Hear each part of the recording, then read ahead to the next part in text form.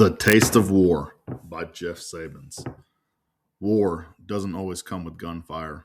Sometimes the memories are carried by a smell, a taste, and a moment your body never forgets. People ask me all the time what war was like. Most of them expect stories about firefights, machine guns, snipers, or some dramatic moment you'd see in a movie. Those stories do exist, but they're not usually the first ones that come to my mind. It didn't start with bullets or explosions.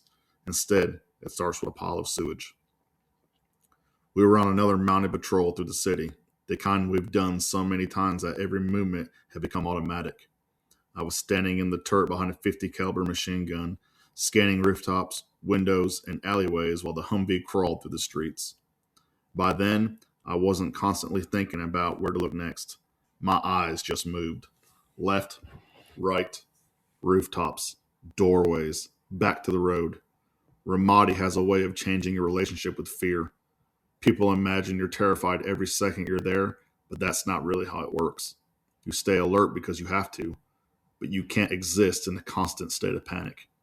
Eventually, your mind settles into a strange rhythm where danger becomes routine and routine becomes survival. That morning felt like every other patrol until the world detonated beneath us. The IED had been buried underneath what looked like an ordinary pile of garbage. Whoever planted it knew exactly what they were doing. They hid it beneath busted trash bags, rotting food, melted plastic, sewage, and every other foul thing baking under the Iraqi sun. When the explosion ripped through the street, it didn't just throw dirt and shrapnel. It launched the entire contents of that trash pile directly into my face. Unfortunately, my mouth happened to be open. One second I was scanning rooftops. The next I was tasting burnt garbage, diesel fuel, dust, and something chunky that I refused to spend another second trying to identify. I started gagging immediately, standing in the turret with one hand trying to keep the 50 caliber oriented downrange while the other wiped my face with a filthy glove that only managed to smear everything around. It was one of those moments where you realize there isn't a Marine Corps manual for everything. There was no class called immediate action drill after swallowing explosive garbage. If there had been, I would have paid close attention. My driver looked up inside the cab. He was 18 years old, still carrying acne scars across his face, with a picture of his girlfriend taped above the visor. He stared at me for a second, looked away, then looked back. His shoulders started shaking as he fought to keep a straight face. Sabins? I looked down at him. Don't. He nodded. 5 seconds later, he completely lost it. Honestly, I couldn't even blame him. If the roles had been reversed, I'd have laughed too. The worst part wasn't the explosion. It was realizing we still had hours left on patrol. There wasn't a shower waiting around the corner or a clean uniform stuffed in a pack. There wasn't time to stop. The convoy kept moving, and so did we. I smelled like I crawled out of a landfill. My mouth still carried the taste of whatever had exploded, and I still had rooftops to watch because somebody had to. The mission didn't care how miserable you felt. Then the flies showed up. I swear they thought Christmas had come early. They'd follow me for the rest of the patrol, buzzing around my helmet, landing on my sleeve, crawling near my face every time we slowed down. I kept wiping my face with a rag that smelled almost as bad as I did, but it didn't matter. The smell never really left. Neither did the taste. Every now and then I catch myself swallowing, only to regret it all over again. About an hour later, our radio operator finally broke the silence. Damn, bro, he said. You smell like a porta-john that got hit with white phosphorus. I laughed exactly once before gagging again. The whole truck started laughing after that.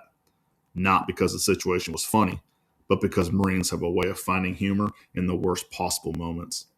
Sometimes laughter is the only thing standing between you and losing your mind. We laughed for less than a minute, then everybody went right back to work. Watch the rooftops, watch the windows, watch for wires, keep moving. By the time we rolled back into the fob, I didn't even climb out right away. I just sat there in the turret with my hands wrapped around the grips, helmet still on. Flies still buzzing around me. My body knew the patrol was over, but my mind hadn't caught up yet. Eventually, I climbed down and sat on an ammo can beside the truck. Every joint hurt. Every inch of me smelled like that explosion. A Marine walked past carrying a cup of instant coffee. He looked at me for a second, handed me the cup, kept standing there. I took a sip. It tasted like burnt plastic and swamp water, but compared to everything else I tasted that day, it wasn't bad. You good? He asked. I looked at him for a moment before answering. Not really. He nodded once, like that was the only honest answer there was, and walked away. That was the entire conversation. No speeches, no motivational lesson, no dramatic moment of brotherhood, just one Marine checking on another before moving on with his day. I never wrote about that patrol when I got home. I didn't tell my family. At the time, it didn't seem important enough to remember. There wasn't a heroic firefight. Nobody earned a medal. It was just another patrol in Ramadi. And yet, of all the things I experienced over there, that's one of the memories that has never left me. I can walk past a dumpster on a hot summer afternoon 20 years later, catch a certain smell, and for that split second, I'm standing in that turret again. That's the thing people misunderstand about war. The memories aren't always tied to the biggest battles. Sometimes they're attached to the smell that takes you somewhere you never wanted to visit again. Sometimes they're attached to a sound, a feeling, or a taste your brain refuses to forget. People still ask me what war was like. Most of the time, I don't have an answer. But every once in a while, I tell them this story. Because sometimes, war doesn't hit you with bullets. Sometimes, it just hits you in the mouth.